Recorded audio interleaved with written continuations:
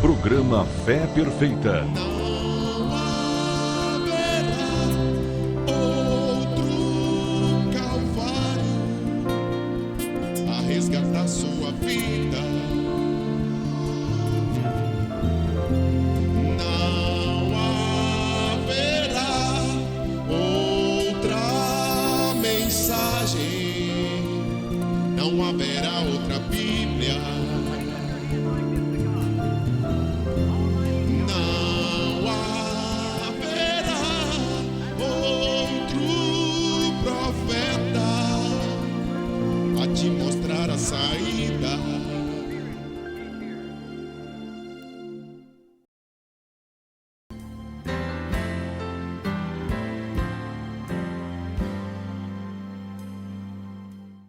A soberana graça de Deus nos deu a oportunidade, nós estamos apresentando o programa Fé Perfeita, que tem como objetivo principal trazer ao povo um esclarecimento sobre o tempo e a visitação de Deus para este momento. Talvez muitas pessoas estejam completamente desapercebidas dos relatos proféticos contidos nas Escrituras e, por isto, não entendendo o momento em que vivemos, faz parte de uma sociedade e cumpre um papel inconsciente dentro da sociedade, fazendo com que esta Bíblia se cumpra diante dos nossos olhos. Eu gostaria de lembrar a você que os recentes acontecimentos que tomaram lugar e estão tomando lugar nos nossos dias não são frutos ou produtos do acaso. Todas as coisas que você observar nas ruas, no comportamento político, ou na igreja, ou nas famílias, ou o que se propaga através da mídia, tudo é apenas cumprimento das Escrituras. É uma pena que a maioria dos que carregam, dos que leem a Bíblia Sagrada, o livro mais lido no mundo, não possam entender que não estão lendo histórias do que houver acontecido em tempos passados, mas estão lendo profecias que estão se cumprindo diante dos nossos olhos. Um dos profetas, um dos mais conhecidos profetas da Bíblia, Isaías, já houvera profetizado: verão com os olhos, ouvirão com os ouvidos, mas não compreenderão com o coração. Isto é uma realidade. Aqui, hoje, no nosso programa, eu gostaria de ler no capítulo 7 do livro de Atos, verso 52, a qual dos profetas não perseguiram vossos pais, até mataram os que anteriormente anunciaram a vinda do justo, do qual vós agora fostes traidores e homicidas. Meu nobre irmão e amigo, quando nós falamos sobre Deus enviou um profeta, alguns estudantes, alguns carregam a Bíblia, alguns que frequentam igrejas, prontamente citam São Mateus 24, verso 24. É preciso ter cuidado com falsos profetas. Não sabem nem o que quer dizer um verdadeiro ou um falso. Primeiro, não se pode ter um verdadeiro, ou seja, você não pode ter um falso se primeiro não tiver um verdadeiro. Eu quero só dar um exemplo que já fiz outras vezes e quero fazer novamente. Primeiro, se o Banco Central não emitir uma nota, uma cédula de R$100, ou de 50, ou de 20, ou de 10, não houver emitido, facilmente você entenderia que se aparecesse uma cédula de R$100 aí no comércio, sem primeiro sair uma verdadeira do Banco Central, você já sabia que era falsa. Então, para se ter falso, precisa primeiro ter verdadeiro. Você não pode ter a sombra se primeiro você não tem o real. Esta é uma fundamentação. Se vamos falar que a época é de falso profeta ou de falsos profetas, precisamos entender que antes precisamos saber e conhecer quem é o verdadeiro profeta e quais são os homens que estão proferindo as profecias verdadeiras. Então você saberá também quem é o falso profeta na Bíblia e quem difunde as falsas profecias. Se você notar, nós vamos ter que Jesus foi chamado por 3 nomes distintos: Filho do Homem, Filho de Deus e Filho de Davi. Como Filho do Homem, ele exerceu um ofício profético. Ele é o profeta dos profetas. Como Filho de Deus, ele é sacerdote, intercedendo por nós. Como Filho de Davi, ele é Rei dos reis e Senhor dos senhores. Se assentará para reger as nações com vara de ferro. Primeiro, se nós estamos dizendo que existe na Bíblia um espírito oposto ao Espírito de Deus e é chamado de anticristo, quer dizer contra Cristo, contra a palavra, porque a palavra é Cristo. No princípio era o Verbo, e o Verbo estava com Deus, e o Verbo era Deus, e o Verbo se fez carne e habitou entre nós. Então, tudo que é contra a palavra é anticristo. Depois você vai ver que isto progride também para um ofício chamado de falso profeta. Você vai ver que havia o Espírito de Cristo, e agora você vai ver o ministério profético, e você vai ver também o anticristo e o falso profeta. As pessoas querem atribuir ao anticristo um ministério futuro, quando a Bíblia mostra que o anticristo já está operando entre nós desde o tempo em que João denunciou isto, dizendo: o espírito do anticristo já está no mundo. Muitas pessoas ficam prorrogando e jogando isto para o futuro. Não, o que está para o futuro é a manifestação do ministério da besta. Mas nós olhamos para o presente, porque as pessoas esquecem disto e misturam isto. Olha, o ministério da besta. Quando se fala em besta, está se falando em um poder mundial. Nós precisamos conhecer isto bem de perto para saber discernir o tempo em que nós estamos vivendo e o que está acontecendo nos nossos dias. Em primeiro lugar, você então precisa conhecer, vamos olhar isto aqui bem de frente, o Espírito de Cristo deveria visitar a terra antes do grande e terrível dia do Senhor, em um homem que exerceria o ministério semelhante ao de Elias. É a unção de Cristo sobre um homem, como esteve em Elias, no Tisbita, em Eliseu, em João Batista, e agora deveria estar na terra novamente. Nós lembramos que o próximo passo dentro do lado de Deus será o próprio Deus manifestando-se em carne humana, fazendo novamente a deidade em seres humanos, ou seja, repetindo os fatos que aconteceram na vida de Jesus, na vida de seu povo.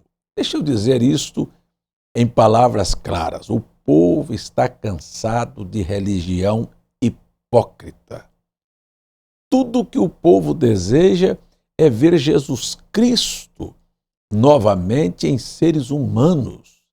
Não é dizer que pessoas que vão à igreja, carregam Bíblia, leem Bíblia, mas quando você busca o Espírito de Cristo, as obras de Cristo na vida daquela pessoa, você não as encontra. Então você tem ali uma coisa que não é a verdade. Quando citamos Jesus Cristo, mesmo ontem, hoje, eternamente, estamos dizendo que as mesmas coisas que se manifestaram na vida de Cristo estará em sua igreja no final em plenitude.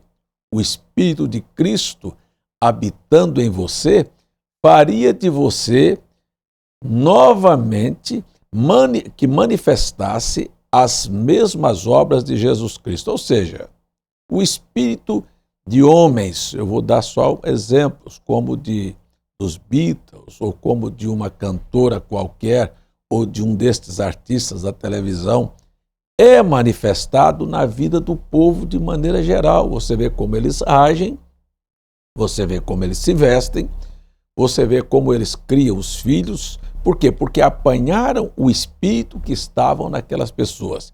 Imagine você se a igreja tivesse realmente o Espírito Santo que estava em Cristo. Você sabe o que teríamos? Novamente, Cristo manifestado em seres humanos, atuando nesta sociedade moderna. Muito bem, isto é o que nós esperamos e que eu tenho certeza que é o trabalho pelo qual Deus se interessa. Igreja por igreja, todas elas são iguais. Mas o que o povo deseja ver, na verdade, é um cristianismo real e verdadeiro na vida daqueles que hoje vivem aqui na terra. Este é o passo de Deus. Mas o passo de Satanás seguinte será a manifestação do espírito do erro, ou seja, o próprio diabo encarnando-se num homem agora para ser a besta. Besta é o maior poder mundial, aquele que terá controle absoluto e será através dele que as coisas serão conduzidas. Este é uma outra etapa.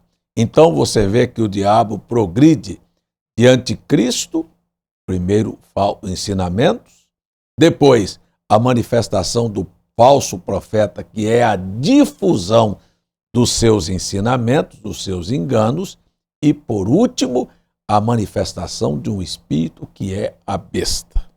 Isto vai em todos os aspectos e ângulos da sociedade. Agora, deixa eu lhe dizer uma coisa. A promessa de Deus para esta hora, que Elias viria para converter o coração dos filhos à fé dos pais e restaurar todas as coisas, tem uma finalidade.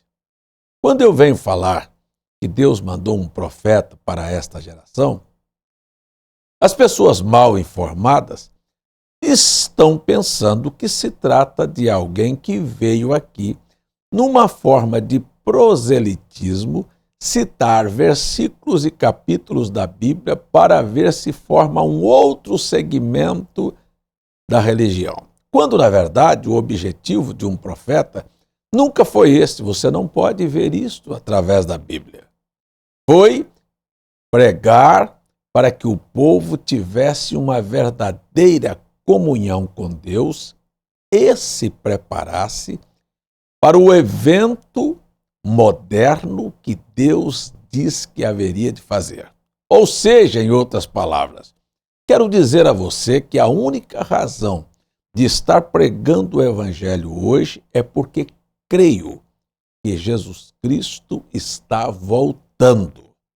Não vim aqui para pregar um Evangelho de um paliativo, de recuperação financeira ou recuperação de casamento ou de avanços, financeiros na vida das pessoas, um evangelho, uma teoria.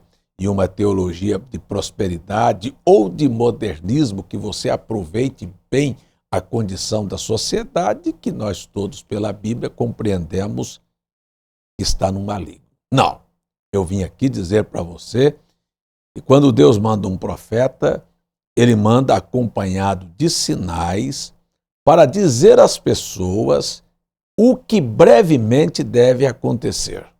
Então eu estou fazendo aqui uma base para dizer a você que se você olhar na Bíblia Sagrada, você não encontrará um profeta preocupado em discutir religião. Quem está certo, quem está errado, aonde é que está certo, aonde está errado, qual é o versículo que precisamos de ajustar com outro versículo. Não. Ele tem uma visão muito mais ampla. Ele vem trazer uma visão de Deus. Aliás, a palavra profeta no Antigo Testamento já está dizendo um vidente, um que está tendo uma visão que o povo que convive com ele naquela geração não tem. Então, para você entender, imagine se o profeta Moisés tivesse vindo ao Egito para discutir teologia com Faraó, ou com o povo, mesmo com os israelitas, que se chama povo de Deus, eleitos, filhos de Abraão, que estavam escravizados naquela nação, e chegasse ali e começasse a tentar dizer a eles, olha, vamos aqui pela escritura, pela palavra, pelo que foi dito, pelos sinais, olha aqui, vamos aqui mostrar para você aqui. Não, um profeta não aparece como um que veio discutir um pensamento religioso. Ele vem com sinais. Ao profeta Moisés foram dados 2 sinais. Um, para soltar a sua vara, transformá-la em serpente. Outro, para colocar sua mão e fazer com que ela se tornasse branca, como cheia de lepras, ou depois completamente curadas. Ela veio, 2 sinais foram dados a Moisés, porque dali se estenderia o que Deus haveria de fazer. E eu gostaria de lembrar a você que a vara de Moisés, que se transformou numa serpente, era algo tão misterioso e tão poderoso que fez com que o Egito, que era dotado de uma grande capacidade bélica de armas para guerras, se tornasse impotente diante da vara de um pastor. Veja que Deus vai fazer através de Moisés com que nações se curvem, porque aquele é o tempo e a hora do cumprimento das Escrituras. A visão profética de Moisés começa assim: vai libertar o povo, vai conduzi-los a uma terra de promessa. Eu quero falar um pouquinho aqui. Se Bíblia é profético, estamos aqui diante de uma profecia de que Deus irá libertar seu povo desta escravatura. Deus tem uma terra que prometeu a Abraão, que na linguagem da Bíblia, Abraão procurou por esta cidade, cujo artífice e construtor é Deus. Em outras palavras, eu estou dizendo que há um céu para se ganhar, uma nova Jerusalém, uma terra de promessa. Eu estou apontando a você uma terra que emana leite e mel. No Egito tem melões, tem cebolas, tem alhos, tinha paneladas de carne. E é o que nós temos muito na sociedade.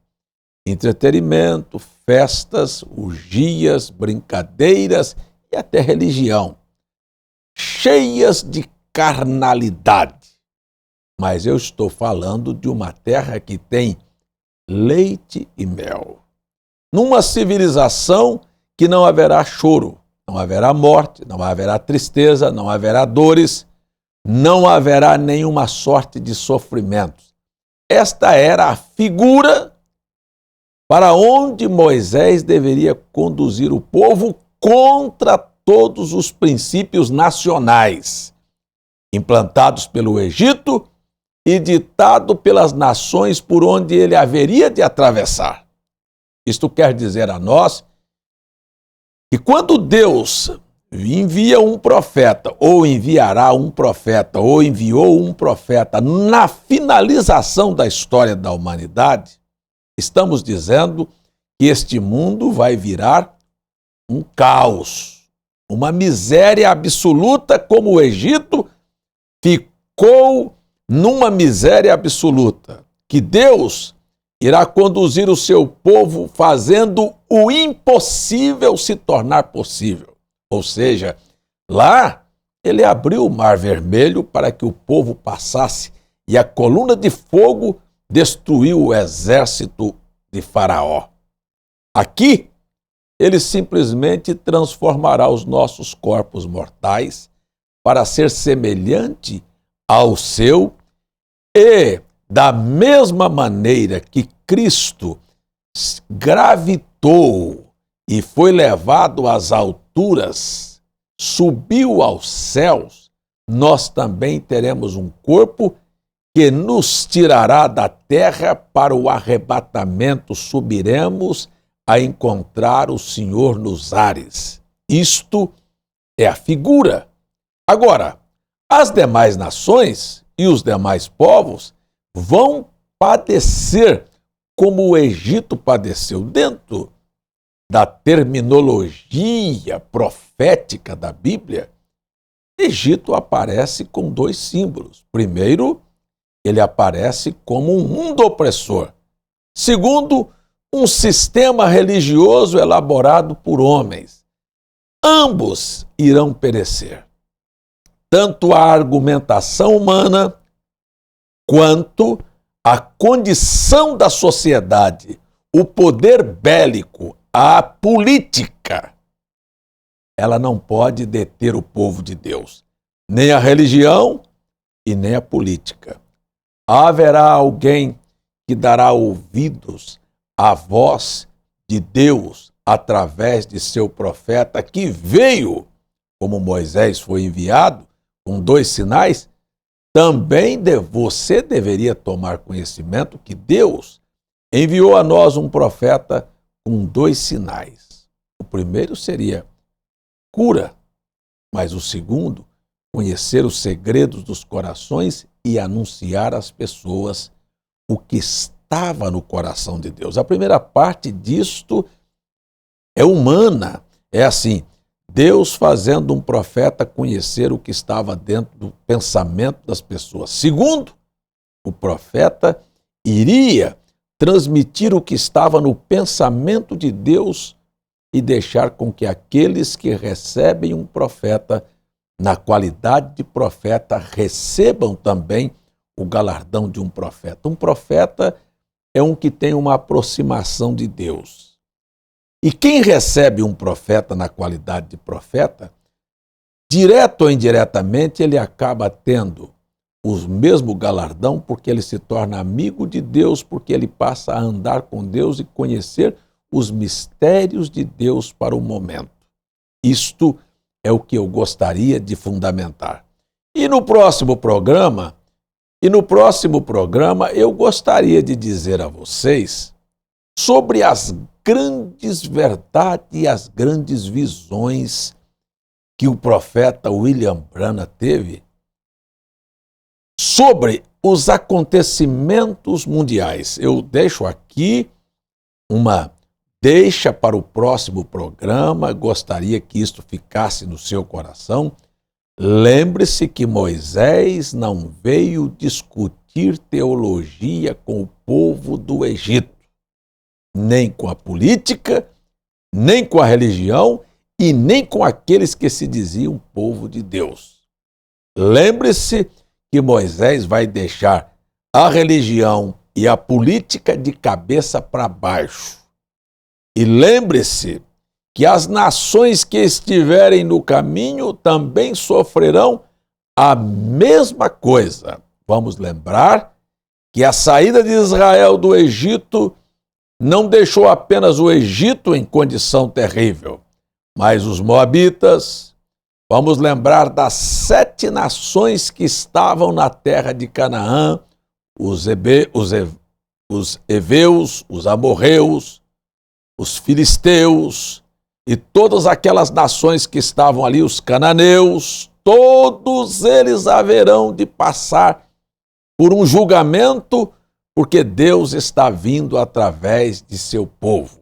Eu quero afirmar aqui categoricamente que quando Israel estava vindo para possuir a terra de promessa, primeiro chegou a notícia em Canaã e fez com que os moradores da terra tivessem pavor e medo. Você não pode imaginar o que está acontecendo num mundo. Por que tanta insegurança? Por que tanta preocupação? Porque tudo isto é sinal de que Deus está preparando um povo para entrar numa nova terra. E a política, e a religião, e a condição da sociedade será desastrosa. É só lembrar que após o arrebatamento virá a grande tribulação. E aqueles que rejeitaram a visita de Deus e a preparação para a saída e o poder de Deus para se submeter a eles, aceitarão o poder da besta.